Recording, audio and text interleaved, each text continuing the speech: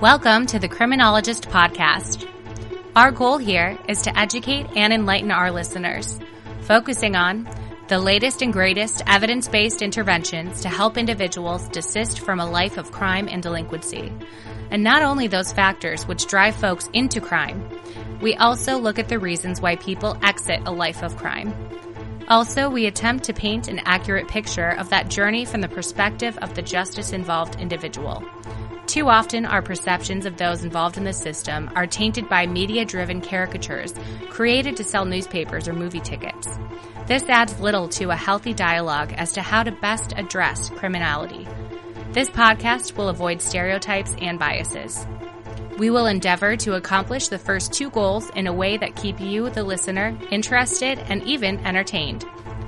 And now, the host of The Criminologist, Joseph Arvidsson. Thank you. You're all too kind. Please take your seats. And thank you for practicing social distancing here in the studio.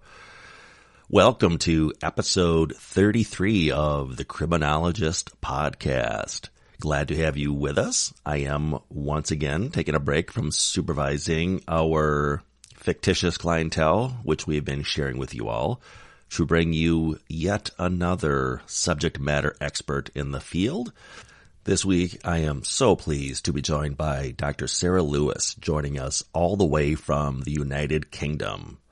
Dr. Lewis is a senior growth consultant whose work focuses on prisons, schools, and penal reform in England and Wales.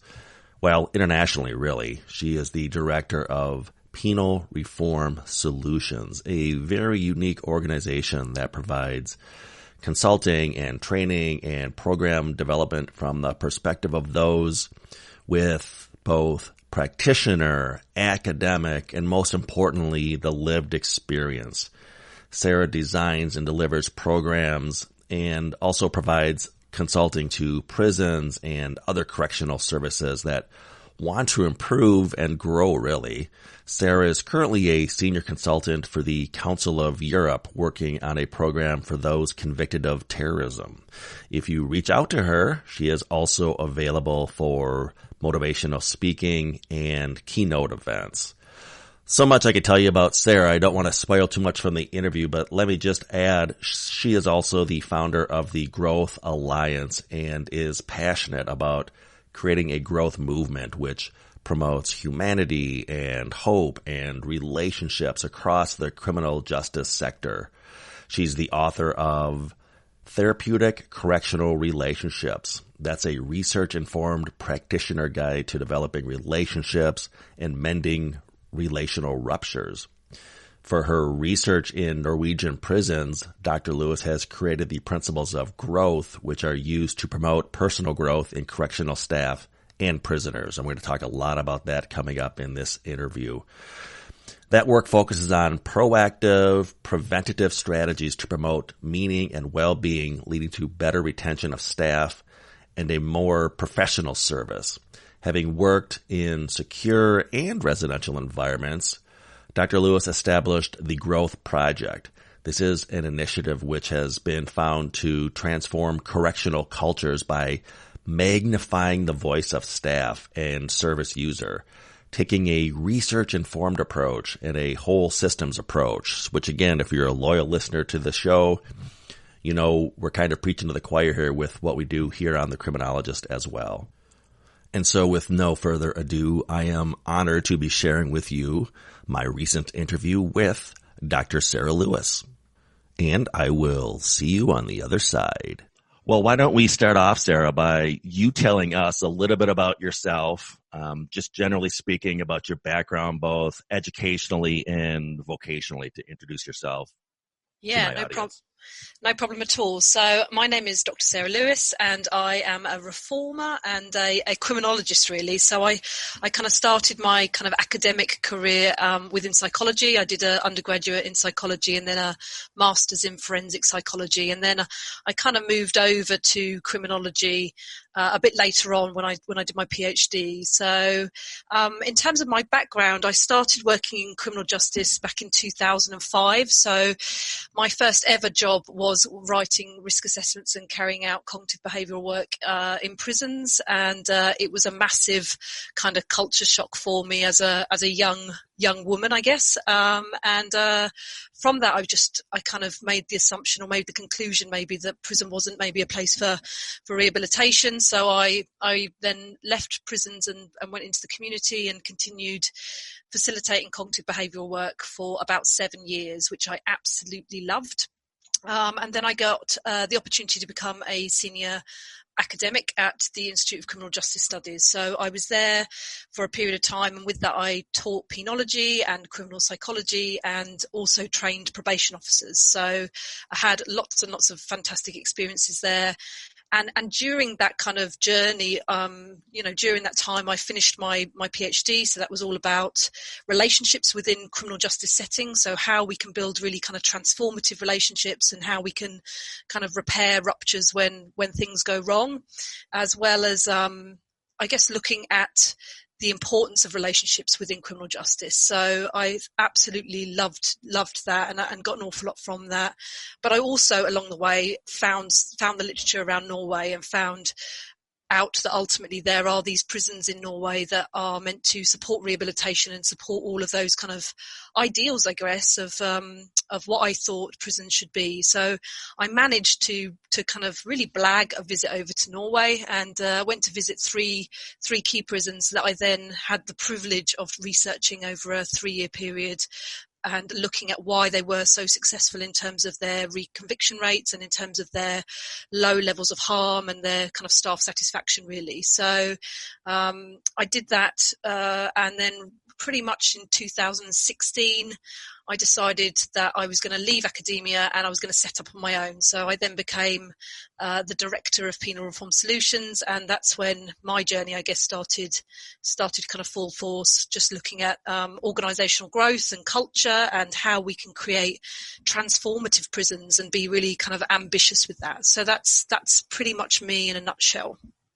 So we're going to dovetail back to your experiences with the Norwegian prison systems, and obviously with Penal Reform Solutions. Let's do a deeper dive here. You mentioned your previous work with risk assessments and facilitating cognitive behavioral programs. Many of our listeners are probation officers who have experience, at least on some level, with those two aspects of the job. Can you just talk to us as to your recollections carrying out those tasks and your reflections now that, again, you've gone on to get your PhD, looked at other systems, just sort of a state of the state, if you will, with correctional practitioners that rely on risk assessment and, again, facilitating cognitive behavioral groups. Yeah. Do you know what? When I was there, when I was kind of living it and carrying out those risk assessments and those programs, I believed absolutely in what I was doing. I felt that they were really valuable, and I felt that they were doing some really good work. And I still believe that to a point, absolutely. But I think what I kind of have learned since then is more around the contextual factors around growth and desistance, and how building those relationships are really important in terms of having trusting and honest conversations. I think, I was given, I think I had to do maybe 10, 12 risk assessments a month when I first started the job, and I didn't know the prisoners that I did the risk assessments of. And so with that, I kind of wonder how much I assessed them in terms of who they were. But I think the risk assessments, how they're set up, is very much looking at the deficit model. So it's looking at the kind of what works agenda, that idea of kind of rehabilitation, I guess, in real kind of broad terms, and looking at it through a risk lens. And I've really moved away from that an awful lot.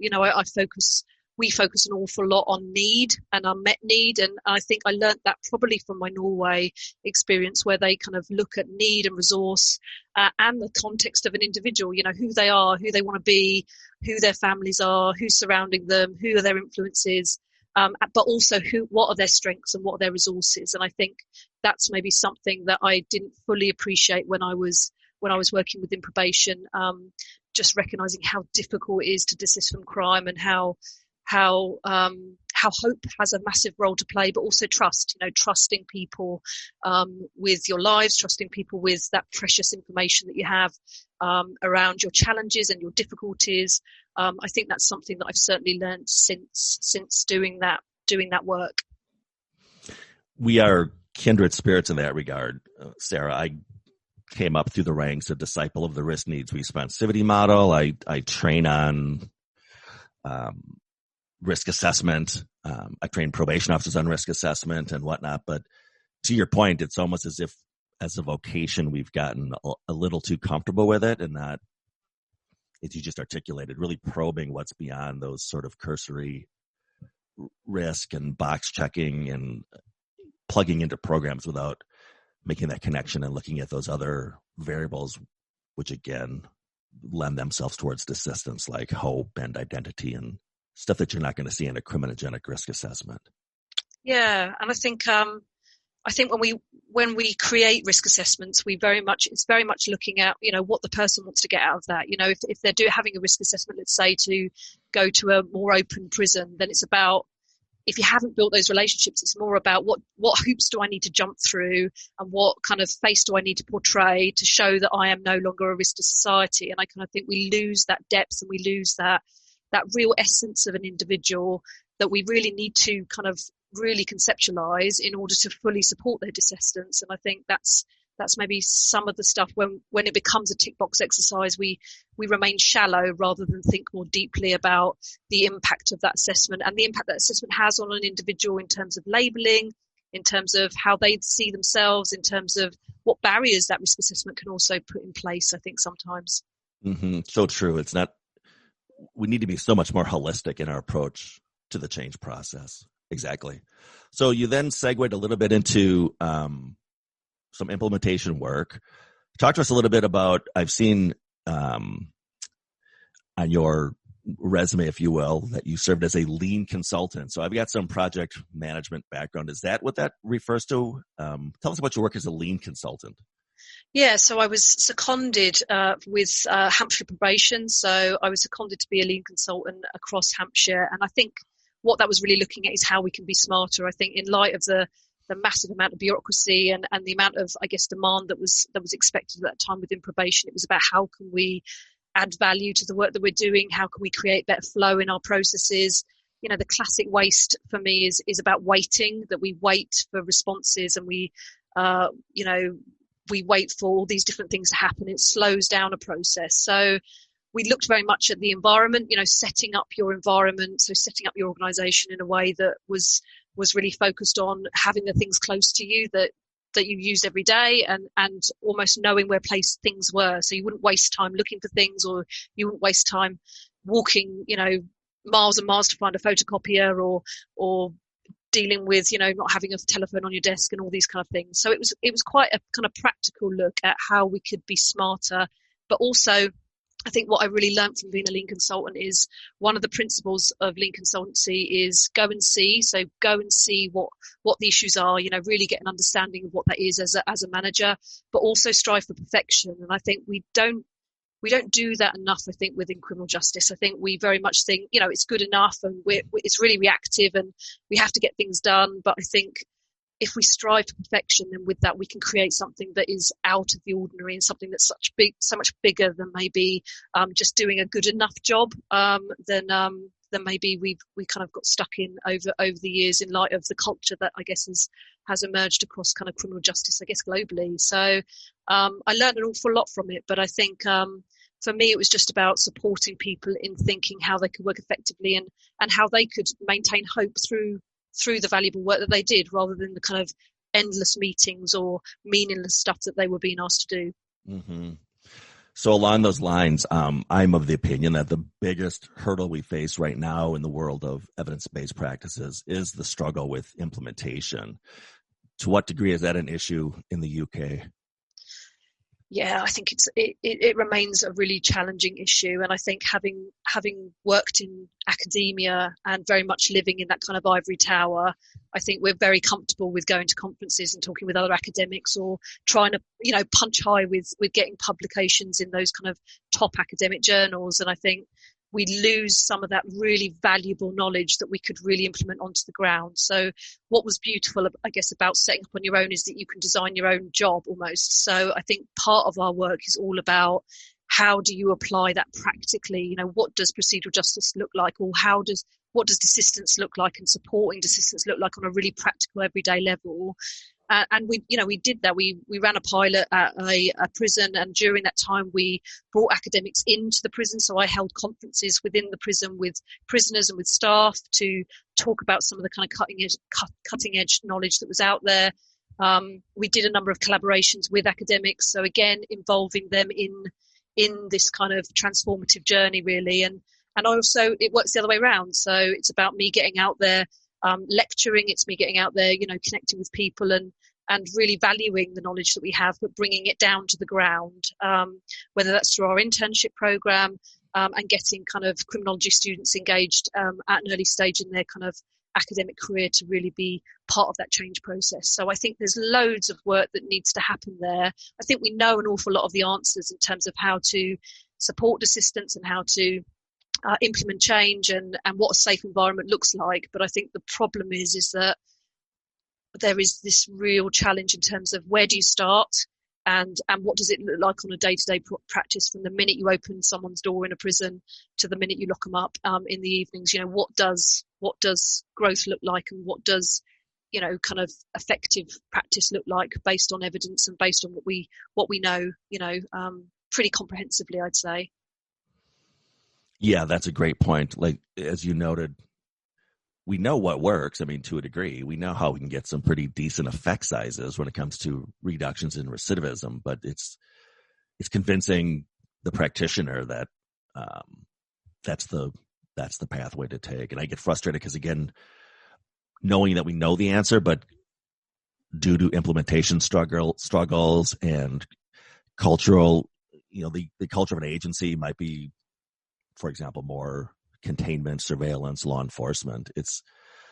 I scratch my head sometimes and think, if our stakeholders knew all we knew, again, as far as whether it's the risk-need responsivity model or the emerging desistance theories, but that we're just not doing it, there would be this crazy outrage. But I digress. Yeah, I think you're right. And the plan is to create safer environments, isn't it, in the community? And, I think that I've got a fantastic friend of mine who's Hungarian, who was a governor of a prison, and he always says, who do we want our children to meet on the streets?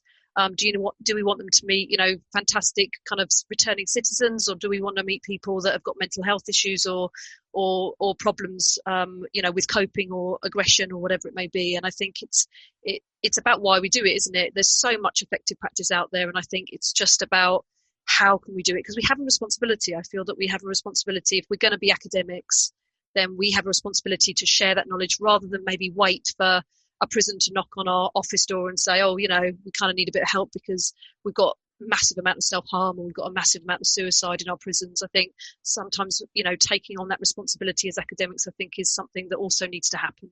100%. So you mentioned you made the leap to academia. What prompted that to go from probation officer to pursue academia, your PhD?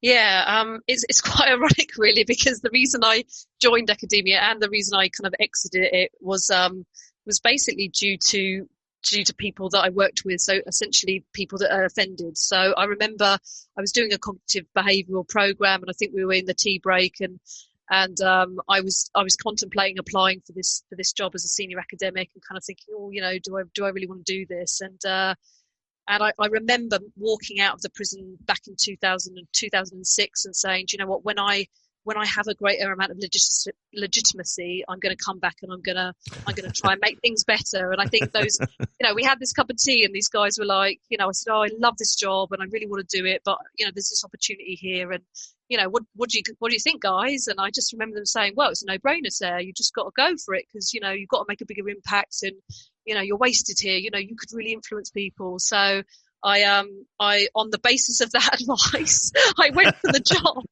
And with that, I was so lucky to get it, really, in terms of that. And exactly the same happened in Norway. So I was getting to the end of the project, and on my last day in Norway, I spoke to 3 separate people, 3 separate prisoners. And they all came in. I didn't know them, hadn't known them, and I was talking to them about Norway and their experiences of Halden prison. And all 3 of them said independently, he said, you're a bit wasted in academia. Surely you need to get back into the ground and you need to start like making a big influence, like what's wrong with you? And on that basis alone, I resigned from pretty much the day I got back from Norway and haven't looked back since. So yeah, I pretty much, have a lot to say for those guys that maybe gave me that advice and, started to get me thinking more ambitiously, I guess, about what I wanted to do. And obviously they saw that my commitment was there and my drive was there to make things better. So yeah, that was why I made the leap, really. So I promised we'd come back to it, and you were just alluding to it. So share with us some of those experiences with the Norwegian prison system and how that's, really impacted you as far as penal reform solutions and all the other great work you do, Sarah. Yeah, I mean, it's been instrumental. And I remember the first time I stepped foot on Bastoy prison, which is an island prison, 115 prisoners there, and no keys, no real locks, no harm, no violence. And I kind of just remember feeling that and thinking, this is unbelievable. You couldn't see prisoners, you couldn't see the prison, you couldn't see all of those things that were characteristic to how I saw the kind of Victorian prisons that I'd worked in previously. And so I kind of said to the governor, do you know what, can I come back and do some research? And he said, yeah, right, that's great, which is amazing when you think about kind of just generally getting a research project off the ground. But I went there as a mum. I had 2 children at home. My husband looked after those kids, and it was the first time I pre-traveled on my own. It was the first time I was in a foreign country on my own.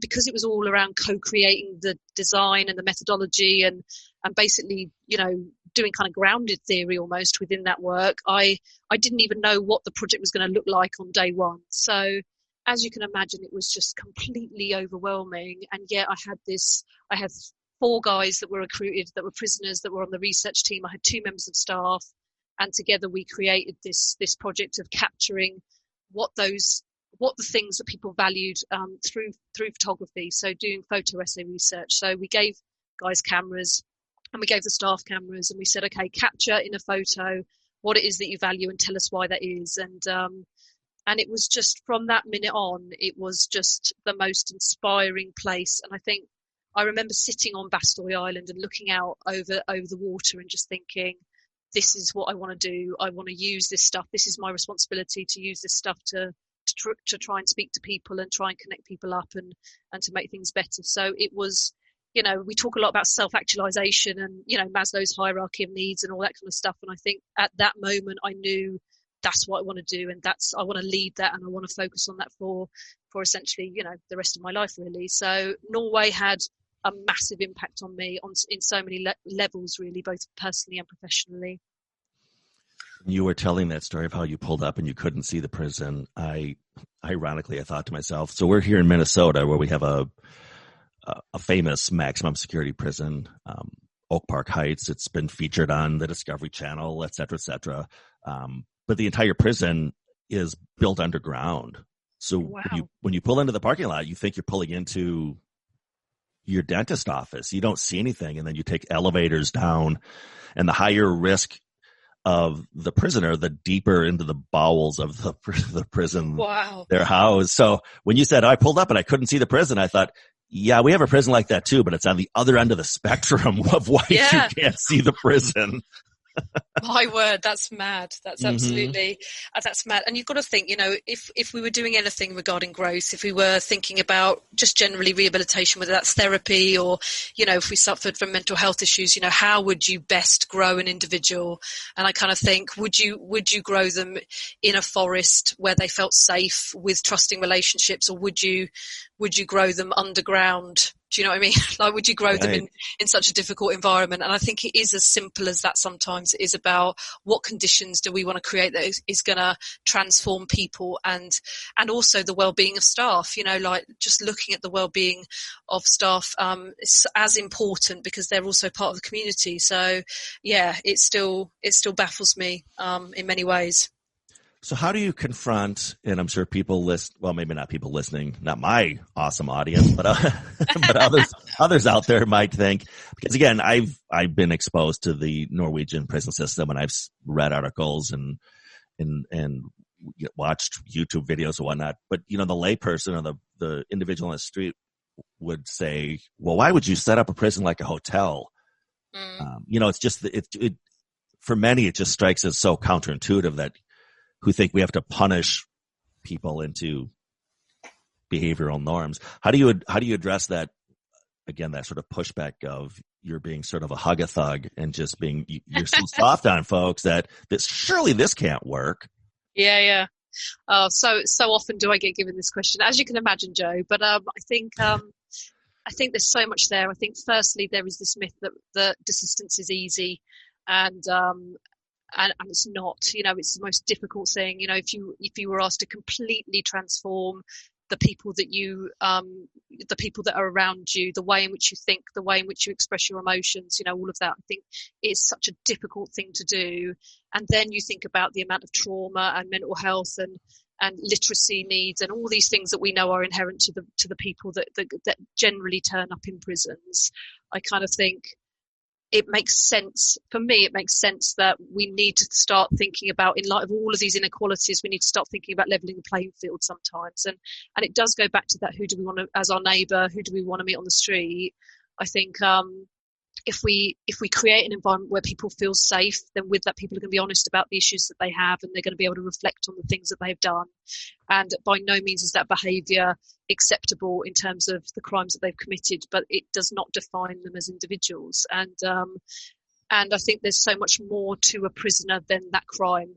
There's so much stuff going on. There's so much kind of untapped talent or unutilised resource there that could really contribute to our society and make it a safer place, So I think when I ask the question, a lot of people say, how can it be a deterrent? When you create these holiday camps and you create these hotels, how can it be a deterrent? And I remember asking a senior advisor that very question, saying, this is just lovely. Surely people would just want to come back here, for food and for a holiday, it just seems to be that place. And he said very clearly and very kind of bluntly, really, he said, never underestimate what it feels like to lose your freedom. And I think, COVID's given us that little taste, isn't it? In terms of, here we've had the lockdown where you haven't been able to see your family, you haven't been able to connect with people. And I think that's a 1% version of what it feels like to lose our freedom and to be controlled on some kind of level. And I kind of think if you've lost everything, if you lost that freedom, Bastoy prison may look like a holiday camp, but it is still a painful place because people do not have those connections with those that they love. They don't have that feeling of pride when they're bringing in money and protecting their families and supporting them. I think all of those things, we need to think about it in a much more broader perspective, maybe, and just go back to that idea of, if you plant a seed, how do you want it to grow? You have to water it. You have to give it good soil. If you give it a toxic environment, that's not conducive to growth, then people will not grow. They will socially die, essentially. So I think, nature teaches us an awful lot. And I think, Norway's certainly taught me that, I would say, but that would be my response, I guess. Yeah, and as to your point about the lack of freedom, I think that's arguably one of the biggest misconceptions that, again, the public has about incarceration is it's the lack of freedom that's the, I don't even want to call it a deterrent, but that's the pain, is the lack of freedom. And if you talk to incarcerated individuals, they'll say that it's not spending Christmas with my family, it's missing another birthday of my child, it's, like you said, not having the connections. It's the lack of freedom. We don't need to punish beyond that.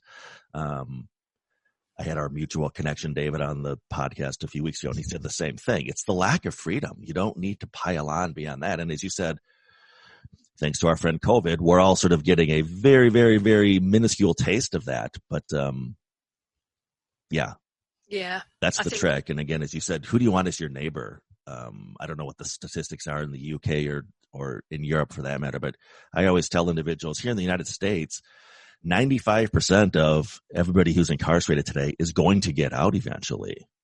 Who do you want released? It's not like you see in the movies where people get locked up and out of sight, out of mind. They're all coming back. Who do you want as your neighbor, as your coworker, etc.?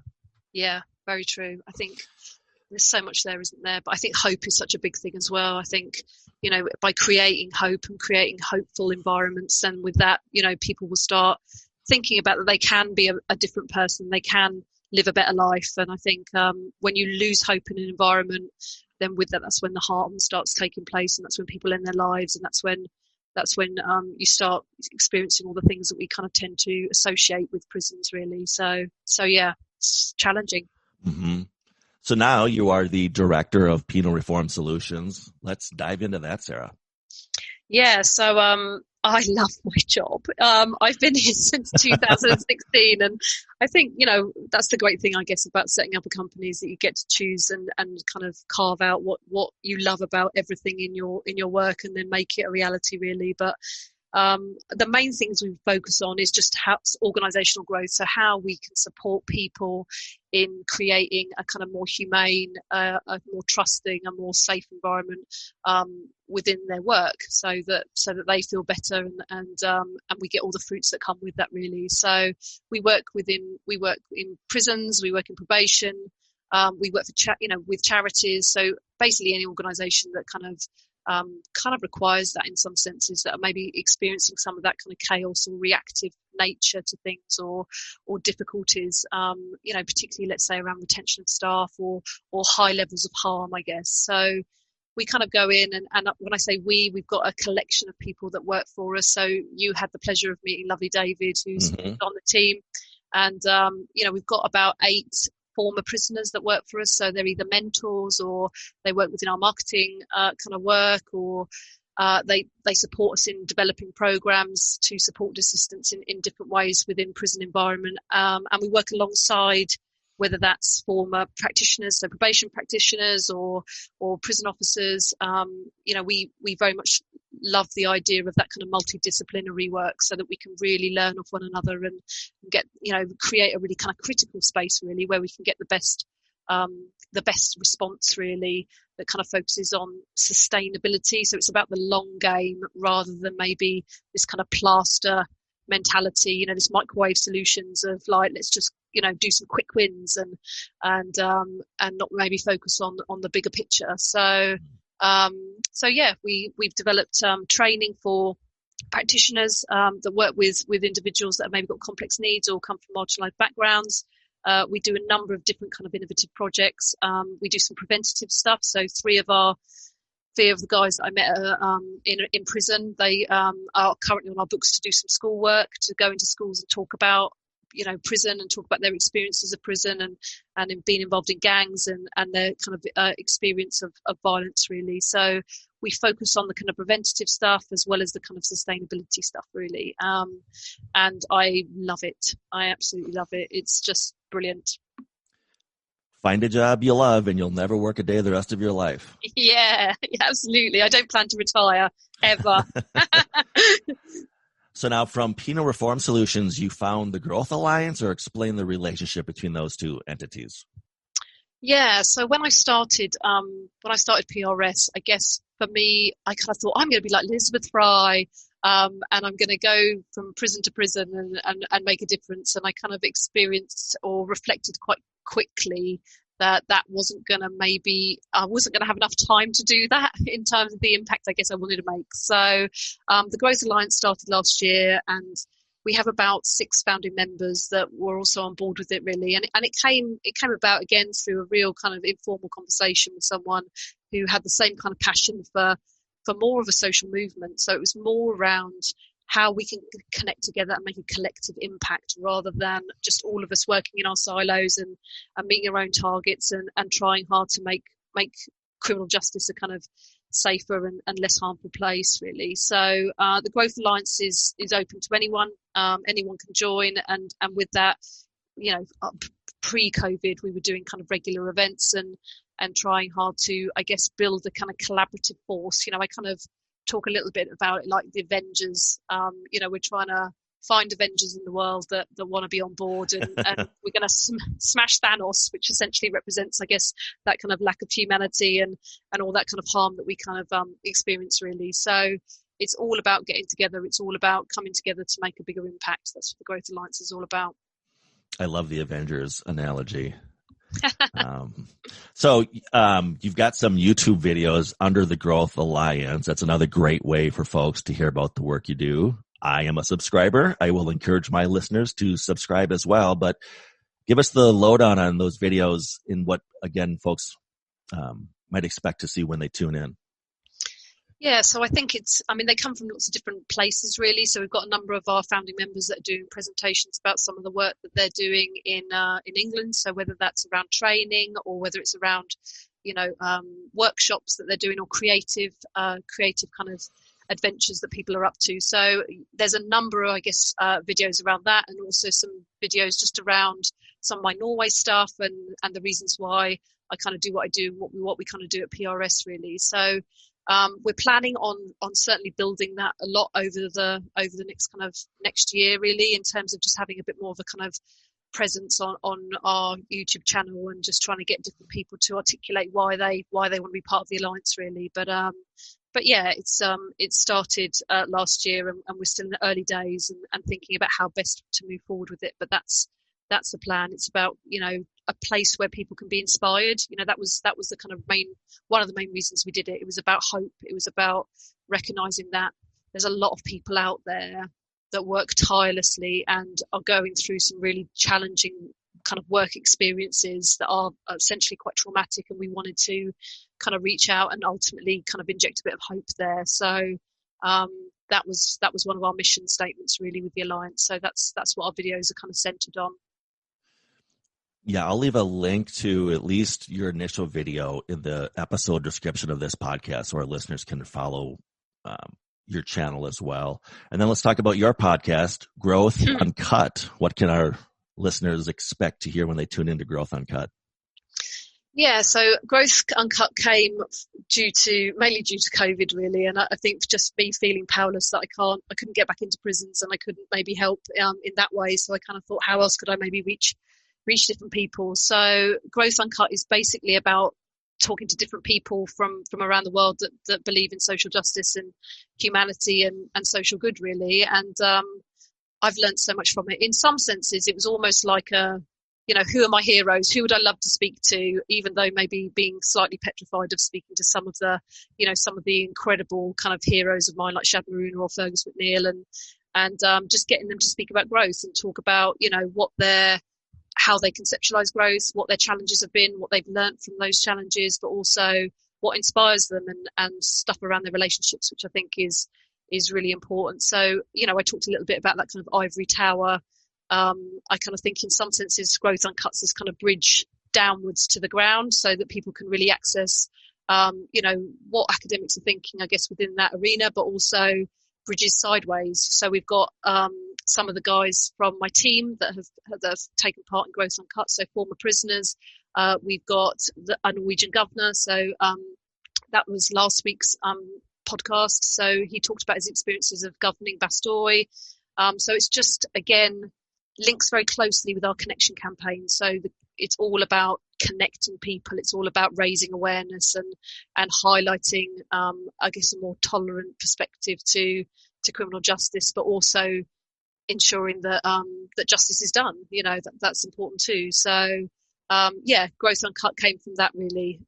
Just people that I would love to have a chat with, really, and it's kind of evolved from there. So our next series, we've been doing this series, which has been quite a long series, really. So we've got about 20 episodes within this series, which is just talking about growth more generally. And then the next series is going to be focusing on young people and how they experience growth and what they need in order to grow as individuals, and then getting some kind of commentary from education and from practitioners that work within the field and listening to some of the challenges that they kind of face. So that's on the horizon. Well, I look forward to that next chapter. I'm binging my way through your back episodes as we speak. Great. Like I said, Sarah, I will link your website, Penal Reform Solutions, your Growth Alliance YouTube video in the show description of this episode. So my listeners, if they want to go down those rabbit holes, which they should, they can find it all right there in the show description. Fantastic. Sarah, it thrills me when I get to meet kindred spirits from around the world, and you are certainly one of them. I really appreciate you being on the show. Thank you. It's been an absolute pleasure. Thank you for inviting me, Joe. Yeah, I hope you'll come back someday. Yeah, absolutely. All right. Take care, Sarah. Be well. Bye. All right. Bye-bye. A quick break from the show to give a shout out to our friends at APHIS, the American Institute for the Advancement of Forensic Studies. APHIS is a professional organization dedicated to uniting the forensic communities of criminal justice, education, law, medicine, and psychology. APHIS is a leader in building relationships within the forensic community, locally and nationally. The mission of the American Institute for the Advancement of Forensic Studies is to provide quality education, training, consultation, and research in the forensic studies to professionals and students. APHIS is the leader in connecting members with one another to help facilitate professional growth, increased competency, and awareness in forensic mental health studies. For details as to upcoming training events, webinars, or publications, please visit them at www.aiafs.com. And now, back to the show. What a fantastic interview and a fun time I had talking to Dr. Sarah Lewis. I think, among other reasons, because Sarah and all of her initiatives really embody what we try to do here on The Criminologist as well, which is take a holistic look at the change process, combining academia and research and our own professional expertise with also that of the justice-involved individual or the person who has that lived experience, if you will. Plus the fact that she referenced the Avengers movie tickles my funny bone, since anybody who has ever had the pleasure of being me as their facilitator or trainer knows that it's difficult for me to get through a session without making some type of a cinema or film reference. So that was a bonus for me in that episode, knowing I have a kindred spirit in Sarah making film references as part of our professional acumen, if you will. I will endeavor to leave links in the show notes to this episode for as many of Sarah's initiatives as I can.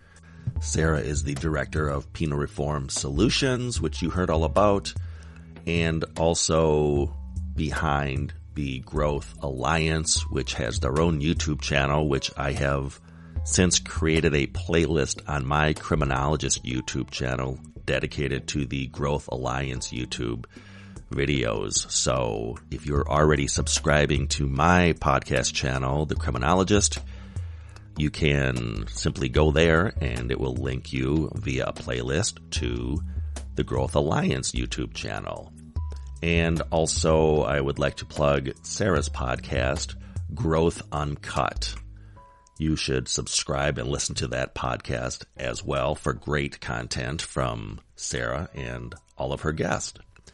I will be back next week with a fresh episode. In the meantime, you may contact the show or reach out to us through our website, theparagongroup.llc.com, for training or presentations as to evidence-based practices or implementation, or, of course, the topic of desistance from crime. Again, I'll leave Sarah's information, space permitting, in the show notes of this episode that you're listening to. If you have questions of me, feel free to contact the show directly via email at thecriminologistpodcast@gmail.com. That's thecriminologistpodcast@gmail.com. Remember to follow us through our Facebook page and or Instagram page, The Criminologist Podcast. New fun images are being added all of the time to both of those feeds. You don't want to miss out. You can also connect with me, Joseph Arvidsson, on LinkedIn, and follow both the Criminologist Podcast and the Paragon Group on our LinkedIn pages. Lastly, if you have not already done so, subscribe to our YouTube channel, The Criminologist, for additional content as to what you've heard here on this podcast. Coffee mugs are available if you want to reach out for merchandise. And if you believe in what we're doing here on the show, please spread the word. Tell a friend or a coworker or a colleague about us. ask them to subscribe to the podcast, and of course, do so yourself if you've not already done so. Lastly, always remember, folks, there's no them, there's only us. And as long as there are those that remember what was, there will always be those that are unable to accept what can be. They will resist. Yep, we're all kinds of stubborn. The Criminologist Podcast is a production of the Paragon Group, LLC. For speaking engagements, interviews, program design, training opportunities, or to contact the host, please visit us at theparagongroup.llc.com. Click on the Contact Us tab in the upper right-hand side of the page. Be sure to give us a 5-star review, and thanks for listening. The thoughts, statements, and opinions of the host and cast members do not necessarily reflect the views of their employers and are those of the host and cast themselves. Any discussion regarding client statements, behaviors, actions, or crimes are purely fictional and are used only for the purposes of example. Any examples that could be deemed to be related to an actual individual or individuals are incidental.